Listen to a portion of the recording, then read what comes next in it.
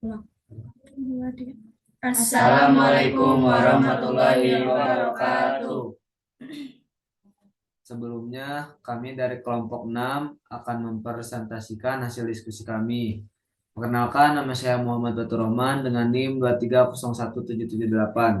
Perkenalkan, nama saya Nabila Risti Ramadhani dengan NIM 2301698. Nama saya Safari Aina dengan NIM 2302039. Saya Panca Satria dengan NIM 2305843.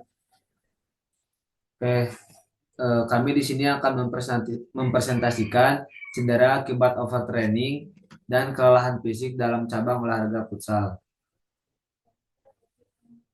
Nah, di sini ada pendahuluan tentang overtraining, yaitu overtraining dalam futsal ini menurunkan performa dan meningkatkan risiko cedera otot dan juga sendi. Maka pentingnya bagi kita pelatih dan juga atlet itu memahami penyebab serta cara pencegahannya untuk menjaga kondisi tubuh tetap optimal.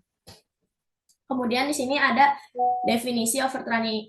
Nah, overtraining ini adalah kondisi ketika atlet itu berlatih terlalu keras dan terlalu sering, tapi tidak memberi waktu cukup bagi tubuh untuk pulih atau untuk istirahat. Akibatnya, performa atlet itu malah menurun dan juga bukan meningkat. Itu dikarenakan tubuh yang mengalami kelelahan berkepanjangan baik secara fisik maupun secara mental.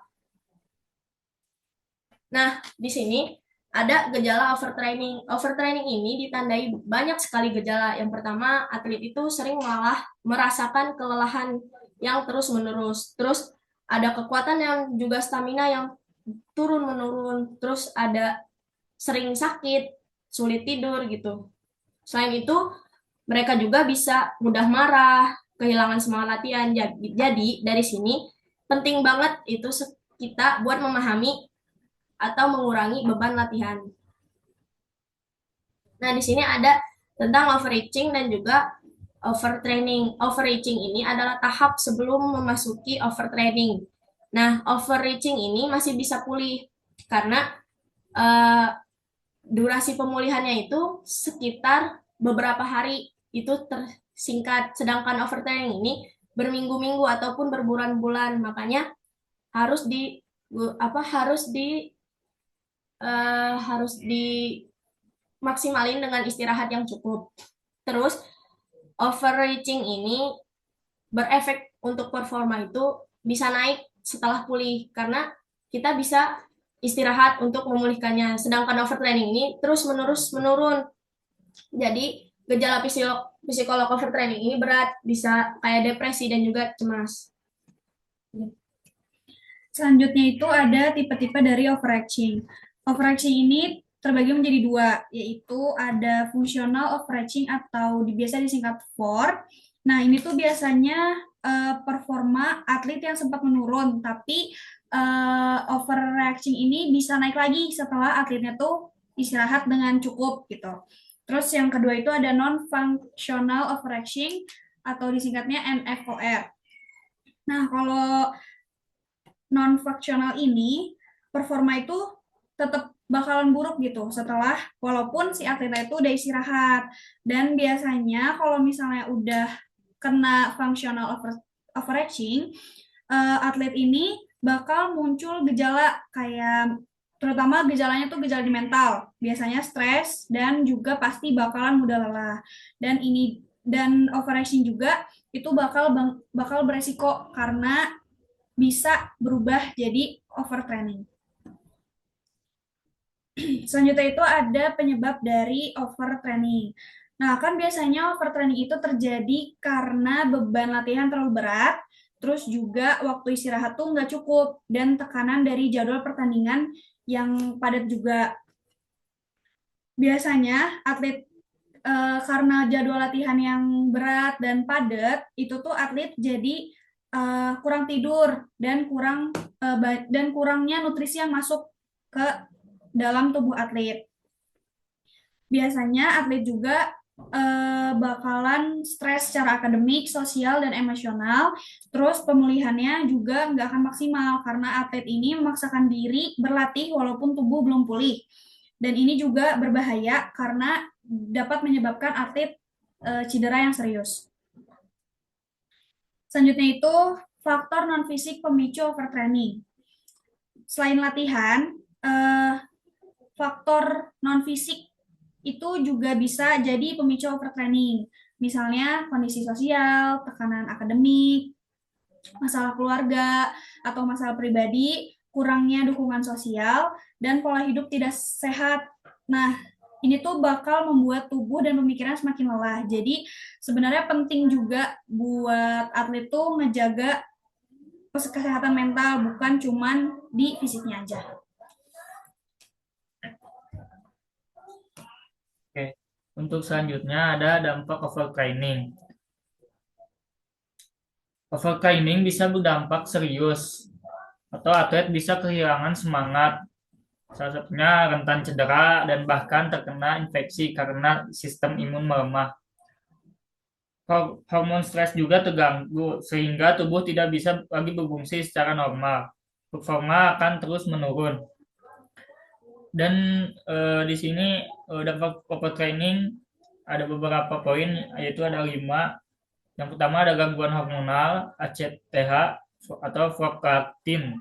Yang kedua ada menurunnya sistem imun. Ketiga penurunan motivasi. Yang keempat performasi stagnan atau menurun. Yang terakhir ada risiko cedera meningkat.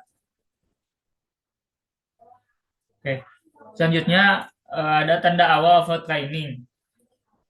Tanda-tanda awalnya bisa kita kenali, misalnya detak jantung lebih cepat dari biasa saat istirahat, sulit tidur, mudah lelah, atau kehilangan nafsu makan. Kalau ada tanda-tanda ini, latihan harus dikurangi dan fokus pada pemulihan.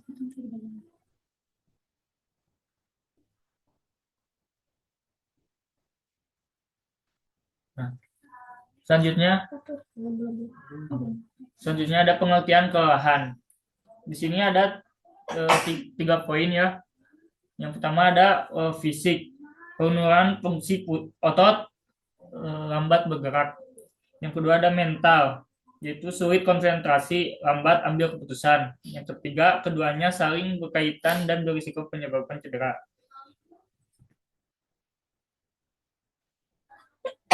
Oke, di sini selanjutnya ada jenis kelelahan. Yang pertama ada kelelahan akut, yaitu kelelahan ada 2, yaitu kelelahan akut dan kelelahan kronis. Yang pertama, kelelahan akut biasanya muncul setelah latihan berat dan bisa hilang dengan istirahat. Yang kedua adalah kronis, yaitu terjadi karena kelelahan yang terus-menerus tanpa pemulihan. Ini berbahaya dan bisa menyebabkan overtraining. Kelelahan akut dibagi menjadi 2. Ada kelelahan setelah latihan berat, pulihnya dalam 1 hari sampai 2 hari. Kelelahan kronis yaitu berkepanjangan dan bisa berkembang jadi overtraining. Selanjutnya ada jenis cedera akibat overtraining.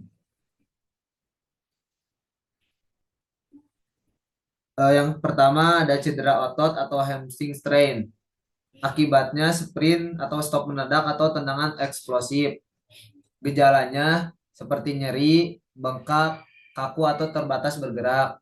Yang ketiga penanganannya chiroterapi dan stretching untuk bertujuan efektif mengurangi gejala. Yang kedua ada cedera sendi yaitu ankle sprain. Umumnya terjadi akibat gerakan inversi saat berlari ataupun berhenti. Tingkatnya ringan sampai berat, kemungkinan sampai mengakibatkan robekan ligamen. Penanganan awalnya adalah metode Price. Selanjutnya ada cedera akibat overtraining. Cedera atau bisa disebut juga dengan cedera berulang. Atlet sering merasa cemas akan cedera kambuh. Pengalaman cedera mengaruhi kesiapan mental dan motivasi. Strategi coping berbeda tiap atlet. Yang pertama, engagement coping atau aktif mengatasi masalah. Kedua, disengagement coping dan menghindari takut hadapi kenyataan. Selanjutnya ada butuh pendekatan mental dan rehabilitas bukan fisik saja. Kemudian Di sini ada kelelahan dan gangguan teknik dan juga tatik. Nah, kelelahan fisik itu bisa menurunkan antara koordinasi dan juga teknik kayak akurasi, dribbling dan juga shooting. Selain itu, reaksi dan juga keputusan taktis juga jadi lebih lambat. Nah, penyebab utamanya ini biasanya itu tuh kelelahan atau kurangnya pemulihan dan juga stres dalam pertandingan. Jadi perlu diingat gitu, V-Automac itu tidak selalu mencerminkan performa. Makanya pelatih ataupun atlet harus bisa memantau antara teknis dan juga mental. Terus ada pemantauan overtraining.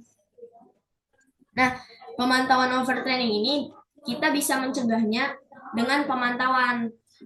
Biasanya gunakan skala pre atau rating or passive exertion. Ini nih untuk menilai seberapa berat latihan itu terasa. Nah, yang kedua itu ada TQR atau Total Quality Recovery. Nah, ini bisa menilai kualitas pemulihan yang kita jalani. Gitu. Terus yang terakhir itu ada pemantauan denyut jantung untuk istirahat. Nah, pemantauan denyut jantung istirahat ini dicatat untuk emosi dan juga mood seharian.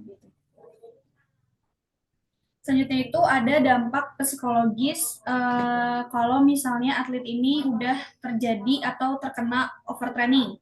Biasanya kayak yang tadi dijelasin juga, overtraining itu biasanya bukan dari aktivitas fisik aja, tapi bisa juga dari mental atlet itu sendiri. Yang pertama itu adalah atlet kehilangan motivasi. Jadi atletnya itu ngerasa putus asa, depresi ringan, atau takut tidak tampil dengan maksimal.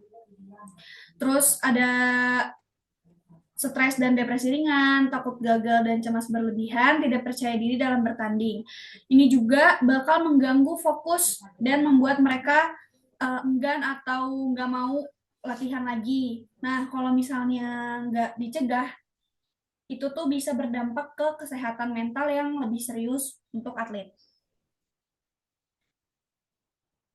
Terus akibat jika overtraining diabaikan atau tidak ditindaklanjuti, itu tuh bakal menyebabkan cedera yang serius. Kayak contohnya tuh otot robek atau kesleo berat. Atau terus selanjutnya tuh masa pemulihan lama. Proses pemulihan karena adanya cedera serius dan kesehatan mental atlet juga terganggu, otomatis bakal melalui masa pemulihan yang lama. Terus juga bisa mengganggu menurunnya performa tim, apalagi kalau atlet tersebut itu merupakan atlet olahraga permainan gitu. Terus yang terakhir itu potensi karir atlet terganggu karena sulitnya atlet ini kembali ke performa semula, otomatis potensi karir atlet itu bakal keganggu untuk kedepannya. Selanjutnya ada strategi pencegahan OT. Ada beberapa cara untuk mencegah overtraining. Salah satunya jadwal latihan harus bertahap dan bervariasi. Terus ada berikan waktu pemulihan yang cukup untuk si atlet. Terus ada evaluasi kondisi fisik atlet secara rutin. Dan selanjutnya edukasi atlet agar sadar pentingnya istirahat.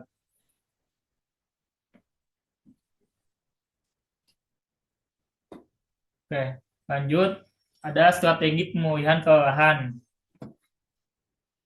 Untuk pemulihan bisa dilakukan dengan 3 cara. Yang pertama, aktif, seperti jalan ringan atau stretching. Yang kedua ada nutrisi, yaitu perbanyak karbohidrat, protein, dan minuman cukup air. Dan yang terakhir ada tidur, yaitu minimal 7-9 jam tiap malam. Ditambah latihan relaksasi seperti meditasi bisa membantu juga. Oke, selanjutnya di sini ada peran pelatih. Yang pertama, membuat jadwal latihan seimbang. Peran pelatih ini tentunya sangat penting. Mereka harus bisa menyesuaikan program latihan berdasarkan kondisi atlet, harus peka terhadap tanda-tanda kelelahan atlet dan tidak memaksa latihan berat saat atlet belum siap. Yang kedua adalah melihat tanda kelelahan pada pemain. Ketiga, melakukan evaluasi dan modifikasi program. Keempat, mendorong komunikasi terbuka. Oke, selanjutnya ada peran atlet. Peran atlet juga sangat penting. Atlet sendiri harus jujur terhadap kondisi tubuhnya. Jangan ragu untuk bilang ke pelatih jika merasa lelah atau nyeri. Mereka juga harus menjaga pola hidup sehat, tidur yang cukup, dan tidak memaksakan diri saat latihan, dan menjalankan pola hidup yang sehat. Oke, kesimpulan dari cedera overtraining ini adalah overtraining dan kelelahan bisa dicegah jika kita memahami tanda tanyanya dan melakukan pemulihan yang tepat. Keseimbangan antara latihan dan istirahat adalah kuncinya. Dengan manajemen yang baik, atlet bisa tampil optimal dan terhindar dari cedera berulang. Oke, sekian presentasi dari kelompok kami. Mohon Kurang lebihnya maaf. mohon maaf. Wassalamualaikum warahmatullahi wabarakatuh.